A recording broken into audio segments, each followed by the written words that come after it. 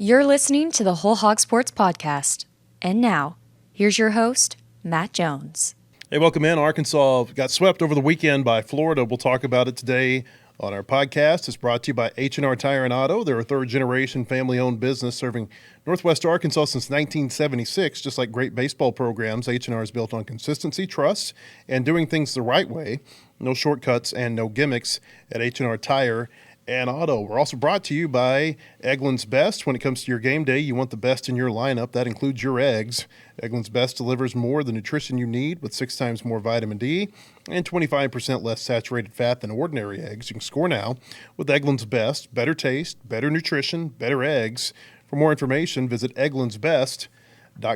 And we're brought to you by Southern Loft. They believe your home should reflect your unique personality. That's why they offer a wide variety of stylish furniture pieces that are perfect for any taste. Whether you're looking for a new sofa for the living room, a sleek dining table for your kitchen, they've got just what you need.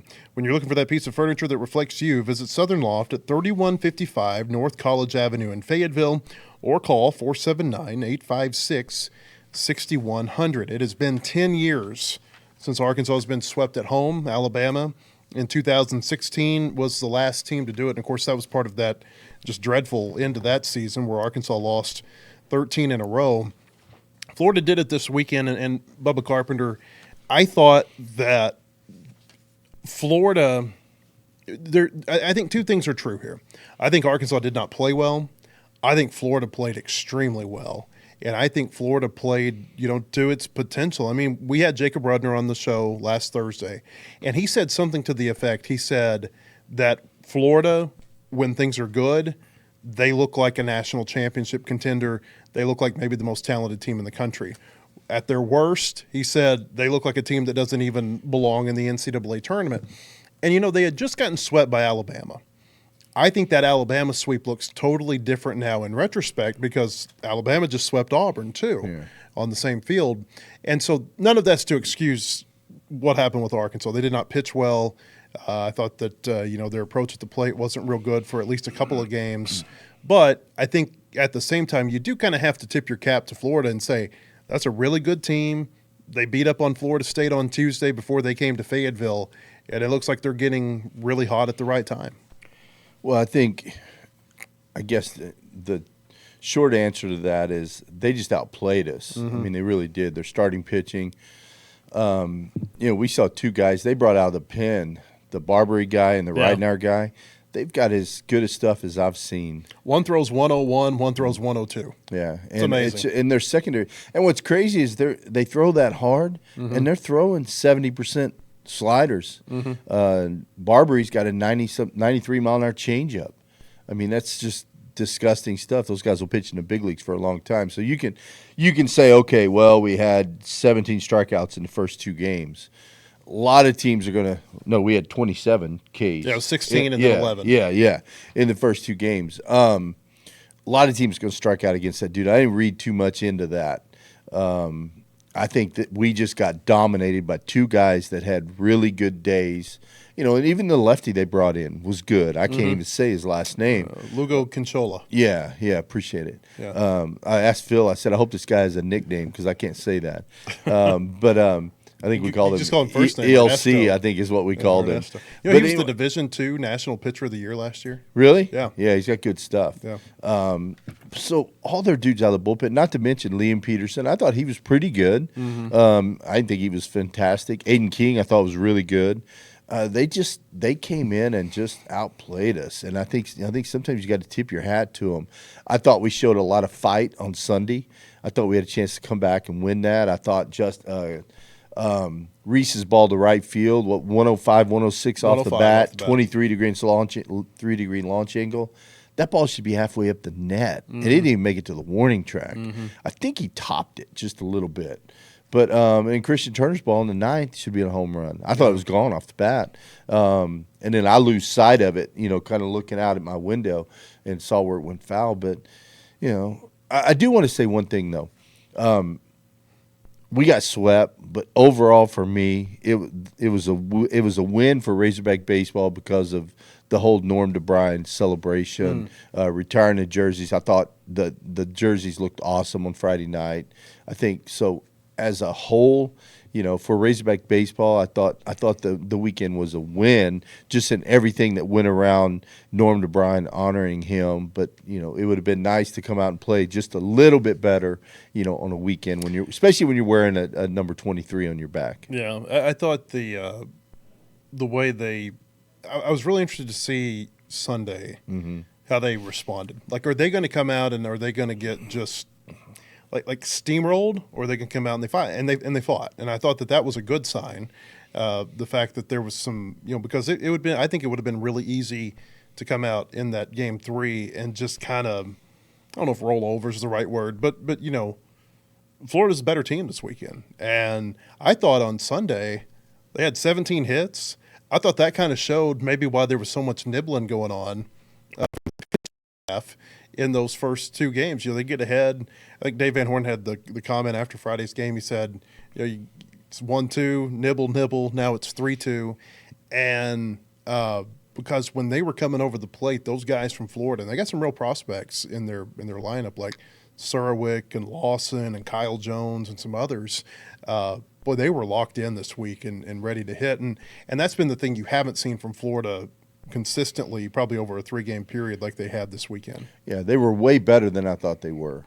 I mean, I didn't think they were going to hit like that. The thing I noticed is like they know what their strength is. The big first baseman Surwick. I mean, obviously he's looking for balls out over the plate. He's looking to drive the ball to right center. He did cheat on one fastball in. Everything else went center, right center. You got Sear. He's looking to pull the ball. Everything he hit was hard to left field. You got to kind of combat that. But they did a good job of waiting until they got a pitch that they wanted to drive. When they got it, they didn't miss it. I say all the time that good pitching is you get ahead with strikes, you get outs with balls, and they weren't chasing those pitches, and then we ended up getting a pitch over the zone, and they would hammer it. I think part of it's so rare. I mean, again, it's been 10 years since they've been swept at home, but then even beyond that. I looked this up after Saturday's game. It had been 9 years since they'd even been down 2-0 in a series at home. They just don't lose home series very often, and certainly they don't get dominated in home series like they did this weekend. It was really, I don't know, it was a weird feeling because you just don't see that on that field with that team very much. Right. But so I watched the dugout a lot. I watched DVH. I watched, we joked around about Kevin O'Sullivan last week, how he looked in the dugout after getting about to be swept from Alabama. And you don't ever see that from our coaching staff. They're pretty even keel. But I watched our dugout a lot on Sunday, and I like the fight. I like the energy in the dugout. To me, that says a lot. They're a team they're not going to give up. We got swept at home. It happens. It's early in the year. 21 SEC games left. There's still plenty of time to get things turned around and kind of get going in the right direction. The hard part is, it was March 29th, and we're still experimenting with a lineup that works. And I think that's the frustrating part for DVH, is still trying to figure out. He's so good at putting together a lineup that works, putting together a pitching staff that works, who should start, who should be middle relief, who should be back into the bullpen. And it's crazy to think we're at the end of March and we're still trying to figure that out. I don't think that much surprised me about what happened offensively. I figured that they would probably struggle to score runs against a pitching staff that is as good as Florida's is. I mean, you're talking about Peterson. He's a first-round pick this year.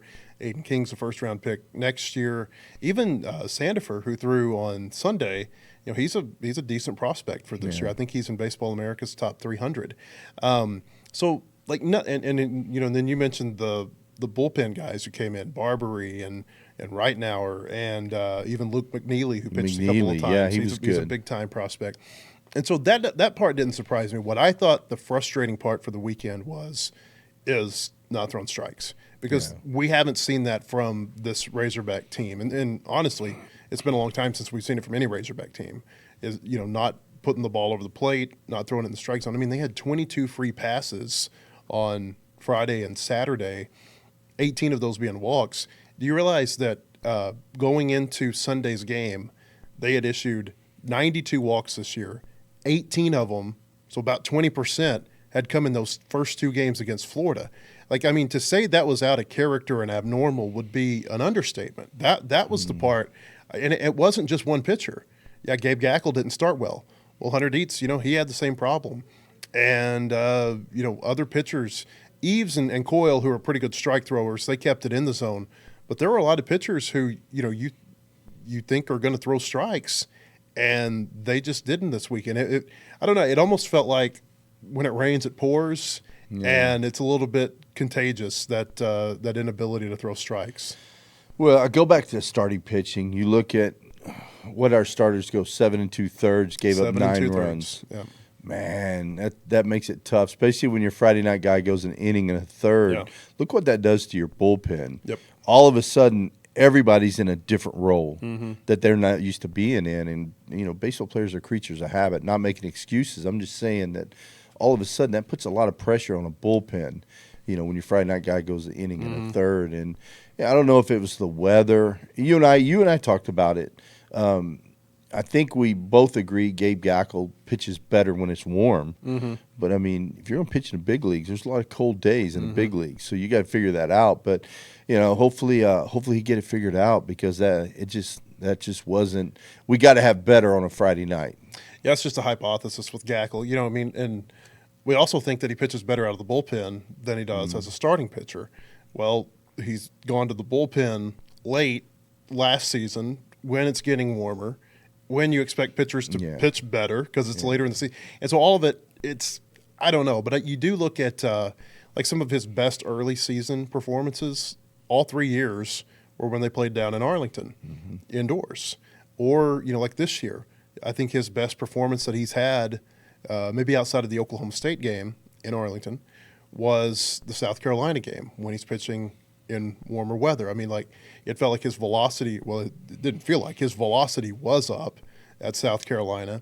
It looked like his off-speed pitches had a little bit better bite to them. And you can say, well, that's because they played South Carolina and South Carolina. But I'm not talking about stats. I'm talking about stuff. The stuff looked better at South Carolina. And so you thought maybe he had turned a corner and he was going to have, and this is a chance for him to, and it just didn't look good against Florida the other night. And I don't know what they're going to do with him in terms of staying in the starting rotation. I mean, Van Horn was asked about the rotation as a whole yesterday. And, he made a comment that you and I were talking about the day before, is if you're going to make a change to the rotation, going into Auburn is not necessarily the time to do it because you got that shorter turnaround. So, like, if you wanted to move Hunter Dietz to your number one role, you don't want to do that with him already. Like you don't want to make it 2 days shorter rest for him than what he normally has. So maybe Alabama is the better time to do that. But I wonder about Cole Gibbler. I mean, Cole Gibbler's a Friday arm. He's been throwing 3 to 5 innings, it feels like, most Fridays. When you throw 4 2/3 the other night. Yeah. So, like, do you go to him as a potential game one starter? Because he's got good stuff on Friday nights. It's just maybe you kind of reverse engineer how you use him. I don't know what they do. All we know right now is that they're not going to start Colin Fischer in Game 3 at Auburn. Dave Van Horn did say that after the game yesterday. Well, so back to the weather. And you talk about, Gabe Gackle being better out of the bullpen. You said it. It's later in the year we move him to the bullpen. He does better. To me, outs are outs. Like, if you're a pitcher, you can get outs in the first inning or you get outs in the ninth inning. It's like hitters. I think hitters, you can hit. If you're a hitter, you can hit righties, you can hit lefties. The ball still has to come over the plate. You figure it out. I don't know. It's you wonder what's going to happen though, and I think going into this weekend, I think we'll determine, depending on how Gabe does Friday night, if he has a good start and we don't have to use Thursday night. Game 1 is Thursday this week. Going into Thursday, if we don't have to use Cole Gibbler on Thursday following Gabe, and maybe we get by Saturday, we probably see Cole start maybe on Saturday in Game 3. I think Dave's going to approach it as we're going to do everything we have to do, and I've seen him do it in years past, where Sunday's TBA, he'll go all in on Friday. Let's do what we have to do to win on or Thursday. Dang it. Game 1. Game 1. There you go. Let's do everything we got to do to win Game 1, and then we go to Game 2. We'll do whatever it takes, and then we'll figure it out Game 3, bullpen day or whatever. And I think that's kind of how, I can see Dave maybe approaching it more that way.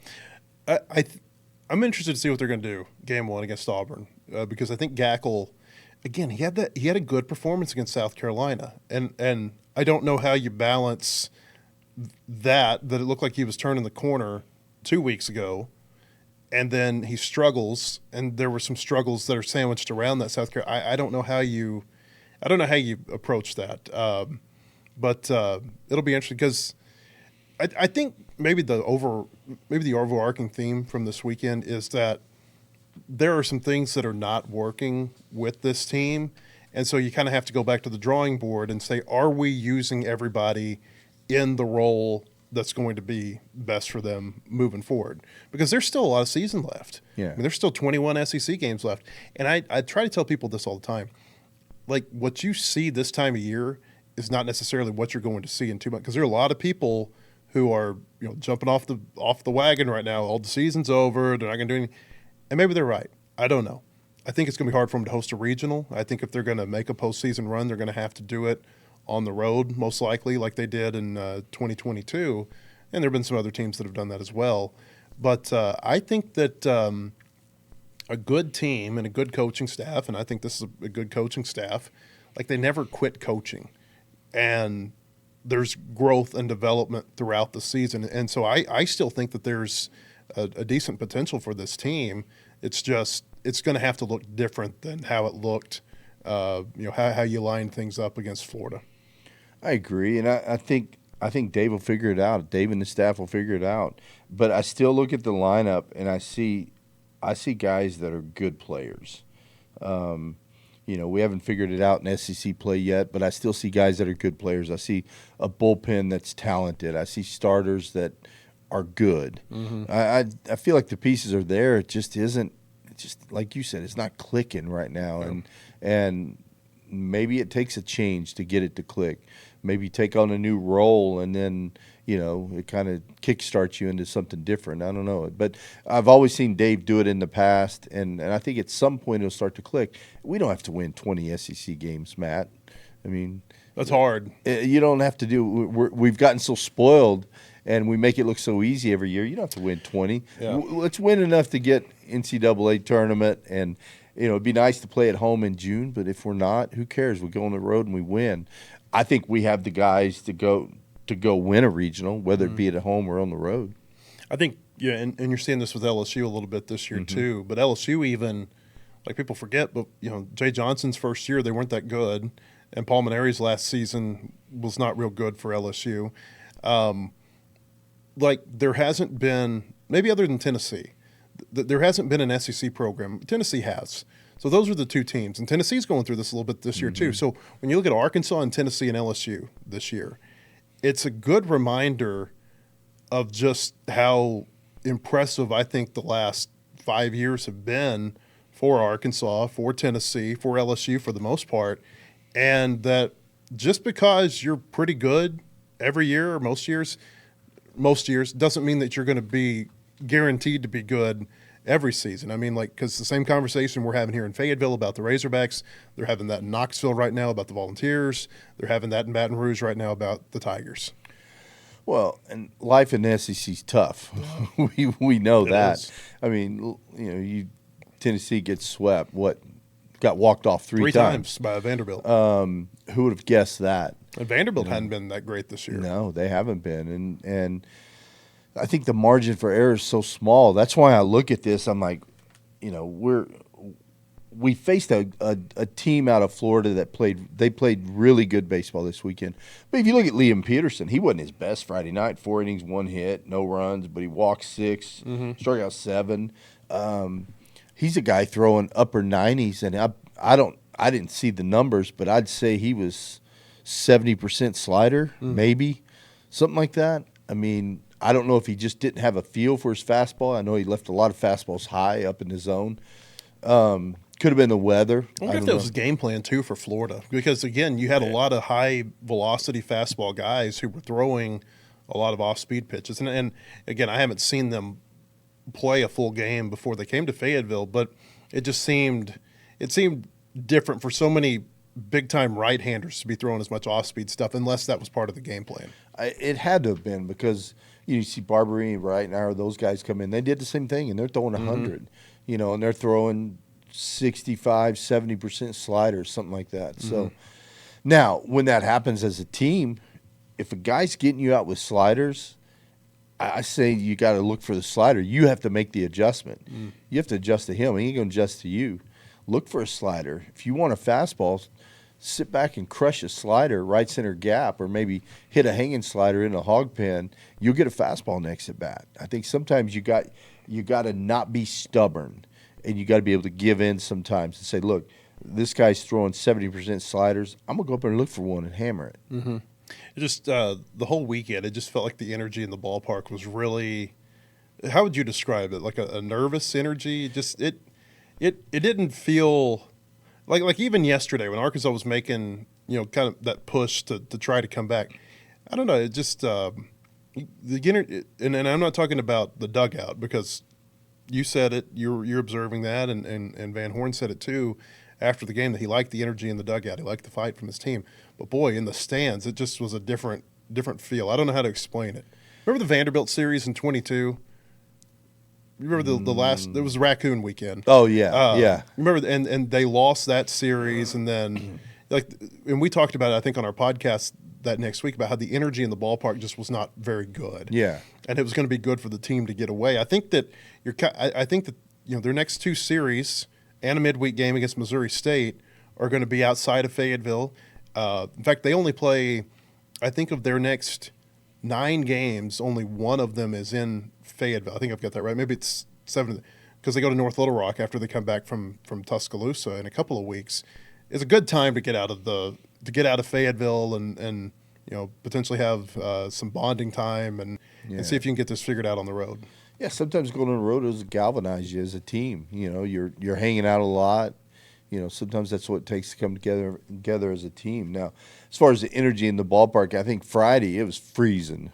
It was cold. So I think that kind of zapped the energy out of the crowd. Yeah. Saturday was a little bit better, still kind of windy and not perfect, but it did feel different though. Even yesterday when we were making that comeback, it just felt lifeless almost. There wasn't that same energy and buzz. Like when I have the headset on, I can't hear. I hear what's going through the mic. I hear a little bit of the crowd noise. But a lot of times I'll take this ear out, so I want to hear what's going on in the ballpark, hear the buzz of the crowd, and I love it. And the buzz wasn't there. Yeah, it was weird. Yeah, a weird feeling. I want to tell you that, remind you, our baseball podcast is sponsored by H&R Tire and Auto. They're a local shop that's been family-owned for 3 generations. They've built their reputation on taking care of customers the right way. That kind of longevity doesn't happen by accident at H&R Tire and Auto. Going back to Gackle, what did you see from him Friday night that was different from the week before at South Carolina? He just didn't look comfortable. I mean, it's like he didn't have a go-to pitch. He did throw a couple of good changeups, righty changeups, but other than that, he just didn't look like he had a feel for the ball. To be honest with you, missing, just inconsistent, and he never looked like. A lot of times, I'll look either through the binoculars or on the SEC monitor, and I want to see their face, and he usually looks like calm, under control. I always talk about Kozel, how calm he is. He didn't have that look on his face. It was almost like, I don't know, he just didn't have that same look to me. And, I don't know what it was. But, yeah, something just wasn't right, whether it be the weather. Now, I noticed he didn't have sleeves on. I don't know if he ever wears sleeves, though. But yeah, I needed to go back and look that up because we were talking about does he ever wear sleeves? I don't know if he does. But when it's cold like that, I know it's hard to get a feel for the ball in your hand. It just doesn't feel the same when your fingertips are cold. Now, maybe that's me just trying to justify it and make an excuse. I'm a Gabe Gackle fan. I like him. But I just think he has to be better. You have to be able to rely. You can't go into a Friday night game on pins and needles wondering, okay, is he going to give us a good start tonight? I think we've gotten so spoiled with our Friday night guys. But you think about Zach Root last year. Zach didn't get off to a great start. As the season went on, he got better and turned into an absolute dude on the mound on Friday nights. We've seen it with other guys. Isaiah Campbell didn't get off to a great start. Finished up awesome. So maybe that's it. Maybe it'll start clicking. Hopefully when the weather warms up, we'll see. Gackle has not worn sleeves this year, by the way. Has he not? No, I just looked through all of our photos. Even like Washington State last year, remember it was kind of a cold game. He's just kind of wearing that 3/4 shirt underneath. Yeah, some guys don't like it. Several of the guys don't like it. My dad had a rule back in the day: if it was below 60, you got to wear sleeves. Well, so it was below 60 Friday night. That's for sure. it was way below Goodness, 60. it was cold. It was cold. It really was. Yeah. That wind was cold. And it feels colder after you've had a hot strike, like because it was about 90 the day before. Yeah, and so it makes it like I don't know, maybe it's 48 degrees when the game starts. I tell you, to me it felt like 35 or something because your body just I don't know. You kind of have to regulate to that cold weather again. But Dietz, I thought he gave him like he struggled with the strike zone some, but he was competitive, and they're up 3-2 when he comes out for the 5th inning on Saturday, and then it's a 4-pitch walk, and that's kind of when the floodgates open for Florida. They bring him out, bring in Steele Eves. I think a home run was hit during that inning. What'd you see from Hunter Dietz? Well, he was deep in the count a lot, and if you think about before at South Carolina, there were a lot of just 3-pitch strikeouts, just 1, 2, 3 down, done with it. He didn't have his cutter early on. He went more to the slower breaking ball. Had a hard time. I want to say it was, we're a few innings in before he landed a good cutter, and that's kind of his go-to pitch. He had to go a little bit more to the off speed, the slower breaking ball. If a guy didn't have his number one pitch, it's not good. And I think his cutter's his best pitch. Now I think his fastball sets up that cutter, and he didn't have command with his fastball, so it's kind of like, he really didn't have. I think he did a good job of battling through. Gave us 4 good innings or 4 decent innings, but he just wasn't himself. Colin Fischer, 4 weeks in a row. Yeah, it's not gone well for him. What do you think's going on there? Well, what did I wrote something down. First time through the lineup, 6 balls over 96, 4 balls over 100. First time through the lineup, and then he faced another. I think I want to say, second time through. I think Lawson hit one like 106 off of him, but that's a lot of heart. That's a lot of barrels in a short amount of time. So he wasn't. His changeup looked good at times. You got to locate the fastball to set up the off speed, though. If you've got to have and the breaking ball wasn't consistent. You don't need your changeup and your curveball to be on, but you need one off speed pitch you can rely on. And I think they were looking fastball, and they were taking the off speed, looking fastball, getting it. When they got a fastball, they did damage. I wonder what the role is for him if he's not starting on the weekend, and I wonder if maybe him being their midweek starter again might be the best thing for this team because they've had some struggles finding a midweek starter. I mean, he's been really good in that role in the past. Yeah, boy, you hate it because I know he can get outs. Yeah. But you could be a midweek starter and still have a role in the bullpen on the weekend. Yeah. Or especially when postseason rolls around. Yeah. You're gonna be needed then for sure. But when he's good, he's really good. His changeup's really good. I feel like that. If he can just locate the fastball, and then go, maybe come in, like he's really good at throwing that two-seam fastball kind of right at the right-handed batter, runs over the front door of the plate, and then coming back with a changeup away. That 1-2 combination's been really good. Well, it was really good at times, and then he's got that breaking ball he can go to. His curveball's really good. They just haven't been on, and I don't know if he's in a funk. I don't know if it's something mechanical or mental, but it's just so weird to see it because he was so good at the start of the year, and you could say, well, they didn't play anybody, but they did. I mean, they played a Texas Tech team that, you can say what you want to about Texas Tech, but year in and year out, that's a team that typically can really hit. Well, and I think he was shocked that Dave came out and got him because he just had that big strikeout, runners at second and third, threw a really good breaking ball, kind of back leg of breaking ball. I think it was the Bowen. It was a lefty-lefty matchup. No, Was it was a righty. lefty-right? No, he threw a breaking ball down and into a righty. I want to say it was Bowen and struck him out. So there's runners at second and third. I want to say Sear was coming up next. And I was just joking with Phil. I was like, I would put Sear on because everything he hits was hard to left field. Mm-hmm. And then let's take our chances with the next dude.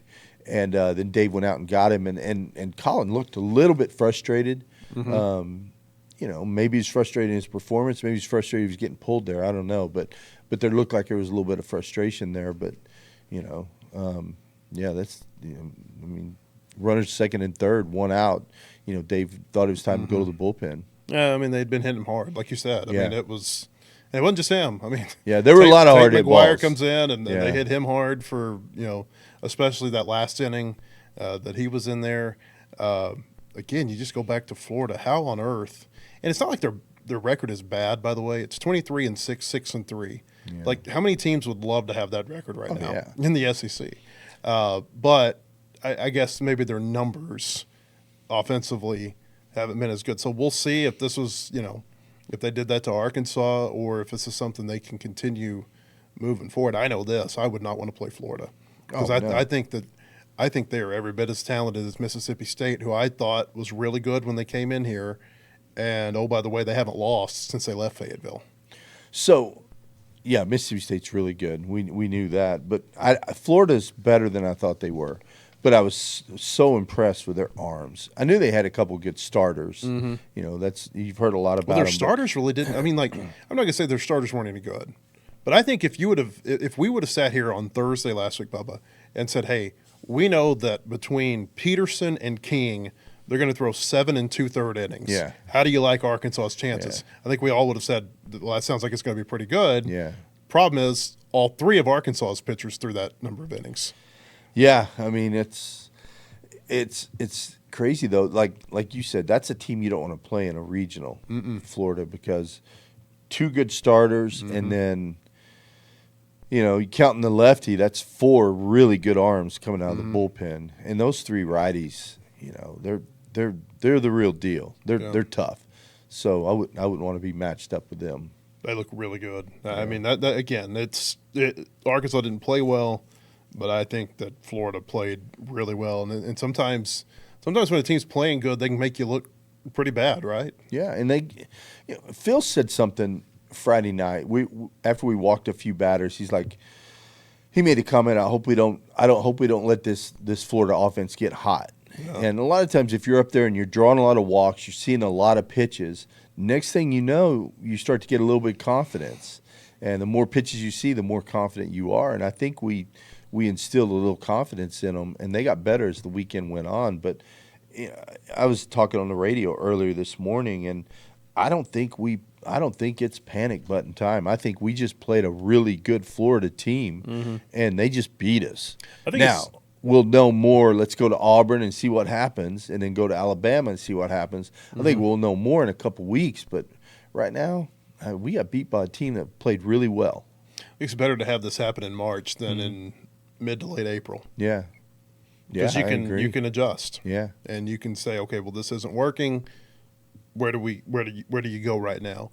Go ahead. So, from a starting pitching perspective, when you start looking at guys, I know Cole Gibbler's one that's probably going to end up at some point being in the rotation.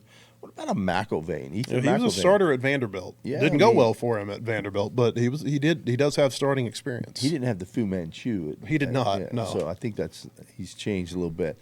Other than 3 walks, and he walked 3 in a row, and I thought, okay, Dave's going to go get him. I love the fact that Dave left him in and let him get out of that inning. Fought through it. And that could be a sign that they may be looking at him, hey, can he get out of a jam as a starter? That's 2 weeks in a row that he's created a problem for himself. Remember at South Carolina, it was 3 straight singles. And he got the double play ball, and Pompey booted it, and South Carolina, I think, ended up scoring a run there. I know they scored a run right there.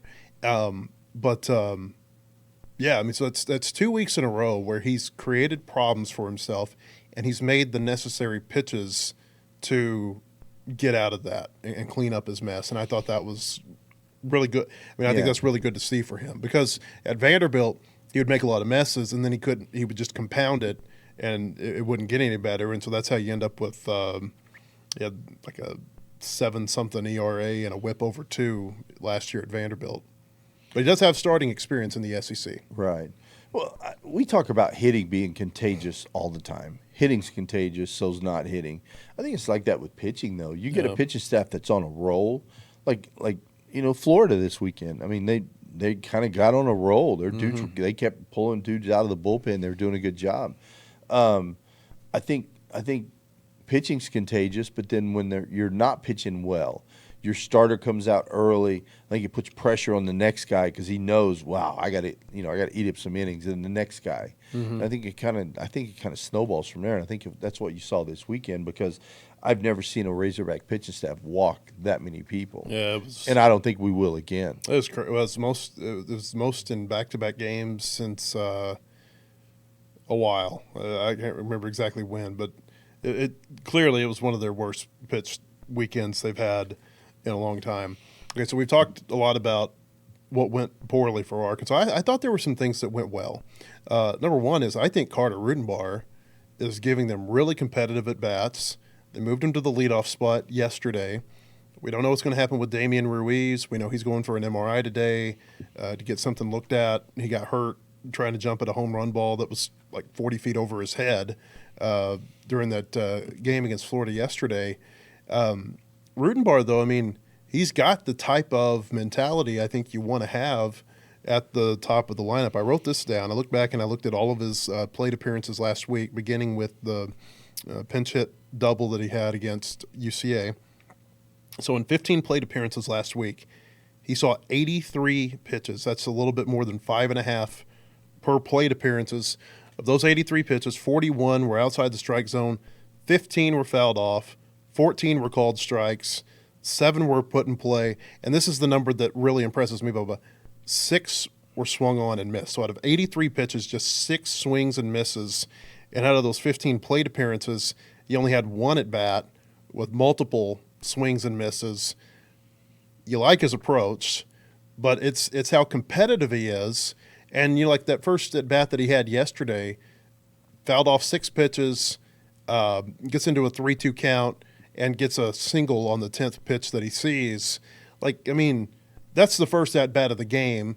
But boy, if you can do that, like say in the 5th inning against a starting pitcher or against a reliever who's kind of at the end of his rope, like that's the kind of battle that you really want to see. And I think he's, the numbers aren't great in terms of batting average, but he does make you work, and he fights you, and he's pretty good at drawing walks. By the way, that's some pretty good work on the numbers right there. I like that. That's good research. Thank you. Thank you. But you look at his at bat yesterday, the 10-pitch at bat, line drive to left center. I mean, man, when you think of a leadoff hitter, you're like, wow, that's what you want out of a leadoff guy. Yeah. And it seems like every time he's in a 3-2 count, fouling off pitches. He did get a 3-1 fastball yesterday. He hammered to right center. So it's not like he's up there just take, looking to walk. I mean, he's not swinging because he's not getting his pitch. If he gets his pitch, he'll unload on it. And I love that. It's too bad he doesn't have the speed of Ruiz. He'd be like the ultimate leadoff dude. But you got to have a guy up there, and it's demoralizing for a pitcher. Think about it, you're starting out a game, you're throwing a guy 9 or 10 pitches, and then he gets a base hit. You're 10 pitches in, you still don't have an out. It's got to be frustrating for that starting pitcher. And I like the way that he just goes up and grinds out at bats. I teach my guys to try to win pitches. And if you take a pitcher's pitch that you don't want to swing at, or if you're fooled on a 1-0 slider and it's a strike and you take it, in my mind, you won that pitch because you didn't swing on his terms, right? You're swinging on your terms. So even though it was a strike, you won that pitch. And I try to teach my guys to go up there and just win pitches. You win pitches, then you win at bats. You start winning at bats, you end up on first base. And I'm a money ball guy. For me, it's about finding a way to get on first base. Doesn't matter how you do it. Get on first base. Talking about the count, or taking pitches and driving a pitch count. These were his counts over the last 2 games against Florida: 3-2, 2-2, 3-1, 3-2, 3-2, 3-2, 3-1, 3-1, 3-1. So he goes to 3 balls in 8 of his 9 plate appearances over the last 2 days. Yeah. But I wish we had some more guys in the lineup. I get frustrated when, I don't like a guy going up there and swinging at a first pitch slider, rolling over it for an out. Mm-hmm. Now, if you're looking for it, you're sitting on it, and you do it. But you can tell when a guy's sitting on it or he's fool and he just swings and makes contact. Or the 1-0 changeup or the 1-0 slider. When you're in advantage count, see it and take it. Don't swing. If you're fooled, And I always say, if you're not ready for the fastball, you're not ready to hit. But there's a time to look off speed, and we talked about it. If a team's game plan is slider, slider, slider, let's give up the fastball. Let's go up there and sit slider and do some damage. Then they have to change their game plan. I don't know, but yeah, got sidetracked. But I do love his at bats, and for a freshman to go up there and grind out at bats like that, it's pretty impressive. He's not afraid to hit with 2 strikes. No, he's confident. Yeah, he is real confident. Robinette, I thought he had a good weekend.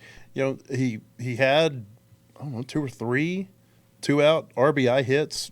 Should have probably had another one with that. That's a home run ball on most days. It got knocked down. It looked like a home run off the bat. I think everybody in the ballpark, probably including the pitcher and the catcher, thought, "Oh boy, this game's tied." But he put together some really good swings, and I was impressed with how he played third base. Yeah, like we've seen him play third base a lot in the practices that we go to, the scrimmages in the fall, the preseason and stuff.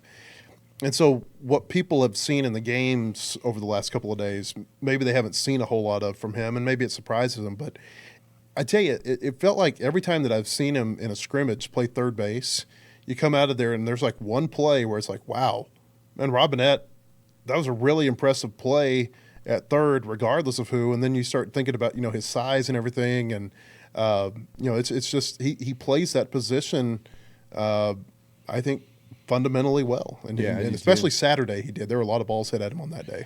Yeah, if you watch him run, he's not a guy he's not a blazer. He's not he's not super fast, but he's good first steps, and he's good at reading the ball off the bat. And you and I talk about it all the time. Good infielders create their own hop. I think he does a really good job of reading the ball off the bat and either coming and getting it, drop step, whatever he's got to do to get the right hop. I think he does a great job of that. He did a really good job coming in on a couple of choppers that made them look like easy plays, and they weren't easy plays. What do you think about Christian Turner in left field yesterday? It looked kind of, he's played more right field, even though I think that, he's worked in left. It looked very shaky at times, like slips on a relay throw, bobbles a ball as he's getting ready to throw it in. But then literally like 2 pitches later, after he slips and falls, he makes a diving catch out there. It was a lot of give and take. I think the bobble, he looked up to see where the runner was. But I think he's going to be fine out there. I really do. He's athletic. There's no fear in him. I still go back to Globe Life Field. I want to say it was Texas Tech game. They put him in right field when Cahill got hurt, and I want to say one of the first balls hit was a shallow ball into right center into that Bermuda Triangle. Kozier's going back. He's coming in, and he was confident enough to call Koziel off and make a really good running catch. That's a guy that's not scared. A lot of freshmen coming in would have let the second baseman make that play. But he was confident enough to make that play. I think he's going to be fine whether he's in right or left. Looks like he's going to be in left, but I think he's going to do well. What do you think about his swing? I like him. So in early spring, I saw him go backside a couple times, deep backside. Fastballs away, just stayed on it and drove it. And we saw it this weekend. Kind of like with the ball that would have been a home run. Yeah. Who was it? Was it Right Now or Barbary on the mound? One of those dudes on the mound, he came in and hit a couple of line drives down the left field line. It was against Right Now on Saturday. Yes. The double off the wall in the ninth inning. Yeah. So, he put some good swings on the ball. He's, so when you're going opposite field, you want to stay flatter. All right. So it's flat opposite field. I love his approach to opposite field. He's short and he's quick and flat to the ball. And, he's not a big guy, but he's strong and he's got those fast twitch, like his bat is real twitchy. So I think he's going to end up being a really good player for us. Love the way he runs. I just think he plays at a fast speed, and I like that. And then we need to have him in left field. We'll see we'll see what happens with Ruiz. I mean, you hope for him that this MRI comes back and it's clean and he's not going to miss much playing time. But boy, left field, that has been kind of a snake bit position when you go back to what happened to Brenton Clark in the fall, because I think Brenton Clark was going to be their starting left fielder had he not been injured. Yeah, I think so. And then, once he got injured, then you could see him and Christian and Damian fighting it out, because Damian didn't have a very good fall or early spring, where Christian Turner, like I said, he hit some balls hard. It seems like every time I went and watched him play, he would have a line drive, a home run to left, or a double in the gap left center, and then he would pull one ball to right center gap. I did see him pull one to right center gap, kind of a routine single that he ended up making a double on, just because he's so fast. So I think he's an exciting player, and I could see him at some point being our leadoff dude somewhere down the road. How about Turner? Yeah. I mean, going back to Clark, he's probably going to be their leadoff guy, because that was his role in the fall, and he was really good at taking walks. So probably their best on the team at taking walks. How fast is Brenton Clark? I don't know if he's a burner, but we talk about those outfielders who have that good first step and can read balls. I think he's that way, and he's a pretty good athlete. He made a play against Dallas Baptist in October during that exhibition game. Like, he robbed a home run, and this is, I told people at the time, I said, like, this play, for people who saw it, is going to like gain this legend, because there were literally no cameras on this thing.